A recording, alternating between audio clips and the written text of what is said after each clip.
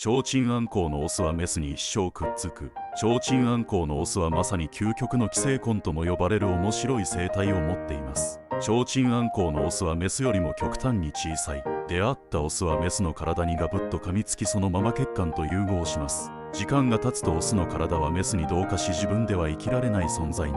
以降は精子を提供する器官としてだけ生き続け、メスと一生を共にします。なんとメスの体には複数のオスが同化していることもあり、ハーレム状態の提灯アンコウも存在するんです。